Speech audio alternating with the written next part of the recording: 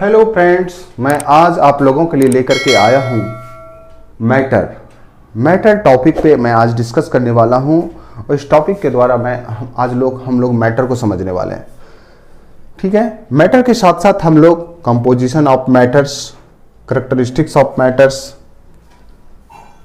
States of matters like solid, liquid and gas. ठीक है, उसके बाद मैं एक process, melting, freezing, sublimation, condensation, deposition, ये सब पे भी मैं डिस्कस करने वाला हूँ। अब मैं यहाँ पर आपको एक सॉलिड, लिक्विड और गैस में भी कंपैरिजन बताने वाला हूँ। ठीक है, तो चलिए मैं आज का टॉपिक स्टार्ट करता हूँ। तो चलिए यहाँ पे matter, anything that occupies space and has mass. Anything that occupies space and has mass is known as matter. So matter को आपने समझ लिया, कोई भी चीज हो जो कि प्लेस को ऑक्युपाइज करता हो। जैसे फॉर एग्जांपल आपके घर में बहुत सारा लोग आ जाए तो तो घर आपका क्या हो जाएगा, फिलअप हो जाएगा, भर जाएगा, तो वो क्या है, मैटर है। ठीक है, कोई भी चीज जो आपके घर में प्लेस को ऑक्युपाइज करे, छेक ले, जगह को छेक ले, वो क्या होता है, मैटर होता है। और इस मैटर को कुछ भी हो सकता है, कोई गैस है, सॉलिड है, लिक्विड है। ठीक है, तो ये सारे मैटर हैं। तो चलिए एग्जाम्पल आपने देखा, इसका एग्जाम्पल क्या हो सकता है। जैसे एग्जाम्पल में आप लिखेंगे, एग्जाम्पल यहाँ पे एयर है, वाटर है, एटसेट्रा। ठीक है, करेक्टरिस्टिक्स ऑफ मैटर, मैटर के कुछ करेक्टरिस्टिक्स होते हैं। जैसे मैटर में वॉल्यूम होगा। ठीक है, मैटर में वॉल्यूम होगा। Matter occupies space, matter space छेकता है, सो इसमें वॉल्यूम होगा। वॉल्यूम होगा तो आप जितना बड़ा वॉल्यूम होगा उतना ज्यादा स्पेस वो छेकेगा। जैसे फॉर एग्जांपल आप कॉटन देखते होंगे, कॉटन की बहुत बड़ा वॉल्यूम होती है। ठीक है, mass, the quantity of matter, matter की कितनी क्वांटिटी है वो मास होता है। मैटर की क्वांटिटी मास कहलाता है। ठीक है, weight, the gravitational pulled on matter, matter पे जो ग्रेविटेशनल पुल होता है, ग्रेविटेशन किसी भी मैटर को अपनी ओर अट्रैक्ट जो करता है वो क्या होती है, उसका वेट होता है। फॉर एग्जांपल हम लोगों को एक अर्थ क्या किया है, अपने ग्रेविटेशनल पुल से अपनी ओर अट्रैक्ट किए हुए है, तो जिससे कि हमारे जो बॉडी है, इस बॉडी पे वेट एक एक्सर्ट करता है, एक फोर्स एक्सर्ट करता है, तो वही हमारा वेट है। ठीक है, नेक्स्ट है perceiving of matters, matter can be perceived by our senses. ठीक है, हमारे सेंस के द्वारा मैटर को प्रिसीव्ड किया जा सकता है, लाइक स्मेल, फील एटसेट्रा, उसमें हम कर सकते हैं। Composition of matter, matters are made up of tiny particles called atoms. ये 5 पोस्टुलेट्स हैं और आपने पोस्टुलेट्स को पढ़ रखा है कि जो डाल्टन्स का एटॉमिक थ्योरी था, उन्होंने बताया था कि मैटर्स जितने भी हैं सभी क्या है, छोटे छोटे पार्टिकल से बने होते हैं। Matters are made up of tiny particles called atoms. Okay, atoms को भी डिफाइन हम लोग करते हैं। Atoms, smallest particle of an element take part in the reaction. Smallest particle of an element take part in the reaction is called an atoms. ठीक है, आपको जैसे एग्जांपल है ऑक्सीजन के एटम्स, हाइड्रोजन के एटम्स और क्लोरीन के atoms है, ये सारे हैं। मॉलिक्यूल्स के बारे में, मॉलिक्यूल्स क्या होता है, a molecule is the smallest particle of a substance that normally exist in nature. ये नॉर्मली नेचर में फ्री एग्जिस्ट करता है। ठीक है, और जबकि ये आपका एटम्स फ्री एग्जिस्ट नहीं करता है।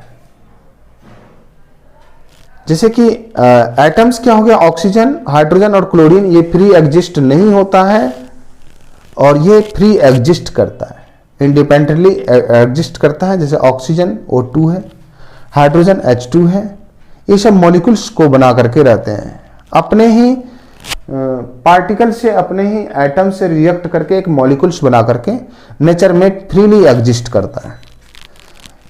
आयंस एनी एटम्स और groups of atoms which has resultant charge due to loss और गेन ऑफ इलेक्ट्रॉन। अगर कोई एटम्स हैं किसी दूसरे एटम्स के साथ रिएक्ट करके वो अपने आप में क्या करते हैं, एक अपने ऊपर चार्ज यानी आयंस बना करके रखते हैं, ठीक है। और ये आपका क्या है, जैसे ऑक्सीजन 2 इलेक्ट्रॉन को गेन कर लेता है, तो इसीलिए गेन करने में इसके ऊपर नेगेटिव लगती है। और हाइड्रोजन क्या करती है, इस पे एक प्लस लगता है, ये हाइड्रोजन लूज कर लिया और ये क्लोरीन फिर गेन कर लेता है। इट मींस जो गेन करते हैं उस पर नेगेटिव। और कितने इलेक्ट्रॉन गेन करते हैं, तो उसी के अनुसार यहाँ पे 2 इलेक्ट्रॉन गेन करते हैं, तो यहाँ पे 1 इलेक्ट्रॉन गेन करते हैं, तो 1 हो गया, यहाँ पे 1 माइनस होगा, ठीक है। तो ये है आयंस। तो आपको comparison between the atoms, molecules and ions, ठीक है, कर सकते हैं इसको। अब मैं डिस्कस करने वाला हूं यहाँ पे मेल्टिंग। अब देखो, कोई भी एक सॉलिड है, उसमें अगर हीट आप बढ़ाते हो, इसमें हीट देते हो, हीट एनर्जी, तो ये हीट एनर्जी को लेकर के अपने आप को ये लिक्विड में कन्वर्ट कर देता है, लिक्विड में कन्वर्ट कर देता है। तो the process by which a solids converted into liquids, that is melting. एक ऐसा प्रोसेस जिससे सॉलिड लिक्विड में कन्वर्ट हो जाए तो वो मेल्टिंग होता है। आई होप आपको समझ में आ गया होगा। नेक्स्ट, फ्रीजिंग क्या होता है। फ्रीजिंग, कोई भी लिक्विड आपको सॉलिड में कन्वर्ट हो जाएगा, ये दोनों एक दूसरे के अपोजिट है। फ्रीजिंग पॉइंट क्या होती है। फ्रीजिंग एक ऐसा प्रोसेस जिसमें लिक्विड सॉलिड में कन्वर्ट हो जाए, ठीक है। तो दैट मीन्स ये क्या होगा, फ्रीजिंग होगा। फ्रीजिंग का दूसरा नाम सॉलिडिफिकेशन भी है, सॉलिडिफिकेशन भी इसको आप रखेंगे नाम। सब्लिमेशन, सॉलिड डायरेक्ट कन्वर्ट होगा किसमें, गैस में, ठीक है। एक ऐसा प्रोसेस जिसमें सॉलिड डायरेक्ट गैस में कन्वर्ट हो जाता है बिना वो लिक्विड स्टेट में गए, that is the sublimation. Sublimation, that is sublimation, इसी को बोलते हैं, ठीक है। तो इसका एग्जाम्पल भी आप देख लो, यहां पे क्या है, कैम्फर। कैम्फर आपको एग्जाम्पल होगा, ठीक है। नेक्स्ट है कंडेंसेशन। कंडेंसेशन और द लिक्विफिकेशन क्या होती है, ये गैस आपको लिक्विड में कन्वर्ट होगा, ऐसा प्रोसेस, तो उसे क्या कहते हैं, condensation process. When gas converted into liquid, this process is known as the condensation or the liquefaction. Now we will discuss about the deposition.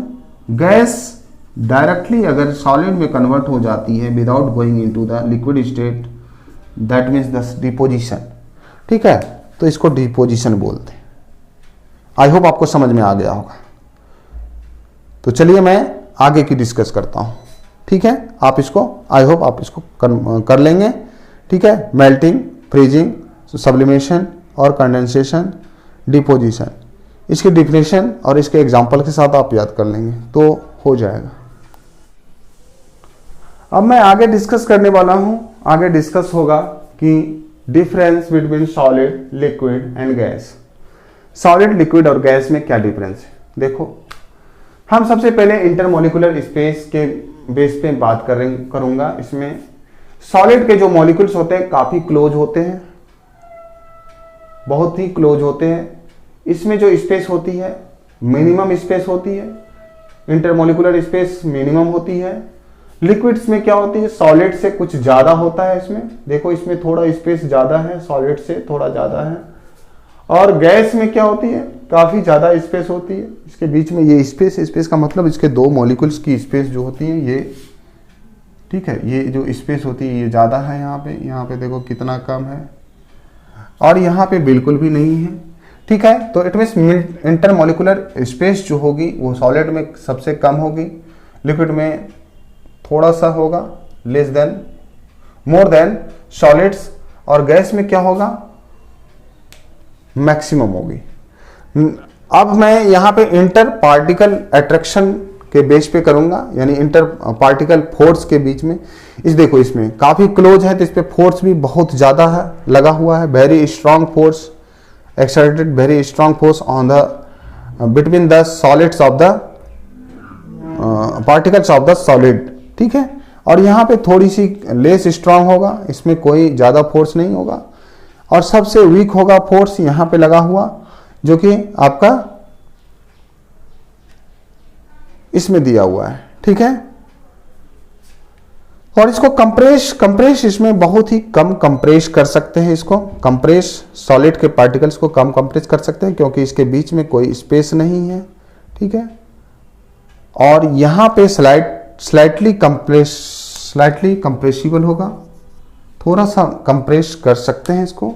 ये हाईली कंप्रेसिबल होगा, ठीक है। अब एनर्जी पजेस्ड, इसमें आपको काइनेटिक एनर्जी क्या होगा, सबसे कम होगा सॉलिड के पार्टिकल्स सॉलिड में, और उससे थोड़ा ज़्यादा होगा इसमें सॉलिड में।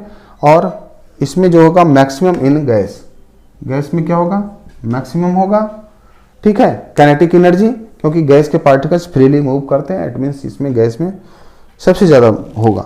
और इफेक्ट ऑफ द हीट, अगर सॉलिड पे अगर हीट होगा लिक्विड में कन्वर्ट हो जाएगा। अगर इस पे हीट देंगे तो सॉलिड किसमें होगा, लिक्विड में कन्वर्ट हो जाएगा, ठीक है।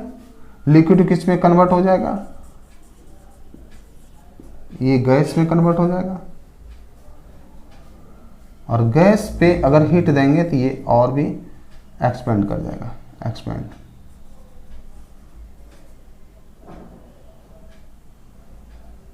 ये और भी एक्सपेंड कर जाएगा।